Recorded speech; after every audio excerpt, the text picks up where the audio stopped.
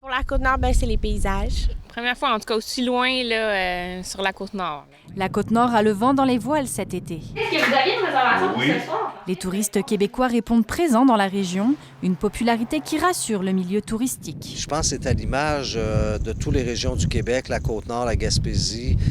C'est sûr que cette année, on ne s'attendait pas nécessairement à voir autant de gens. On ne savait pas, en fait, à quoi s'attendre. Puis finalement, écoutez, c'est très achalandé. Il y a des gens de partout au Québec, mais particulièrement de la grande région de Montréal, je dirais. J'avais déjà fait la Gaspésie l'année dernière et du coup, cette année, j'ai préféré faire la Côte-Nord pour découvrir des milieux un peu plus naturels. On est à mi-chemin, on s'en va jusqu'à Natashquan.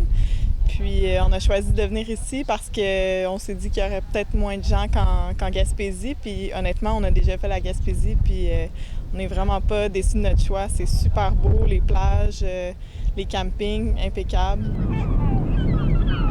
Il n'y a pas que les touristes de la province qui profitent de la région. Les Nord-Côtiers aussi redécouvrent leur environnement. Ils sont plus nombreux cette année à se rendre plus à l'est. Ça se passe très bien. On est capable de répondre aux gens. Les gens sont très patients. Des fois, ils vont attendre un peu à cette île avant de continuer leur route s'ils savent que l'hébergement sont complets. Ils suivent beaucoup les consignes. Ils arrivent tous avec un masque. Ils vont souvent se désinfecter les mains quand tout va bien, je pourrais dire. Les touristes québécois semblent compenser l'absence des visiteurs internationaux, mais le milieu touristique sait qu'il va devoir diversifier ses offres les prochaines années pour continuer de voguer sur cette popularité. Ici Alixane Turcotte, Radio-Canada, à Sept-Îles. Ici Côte-Nord.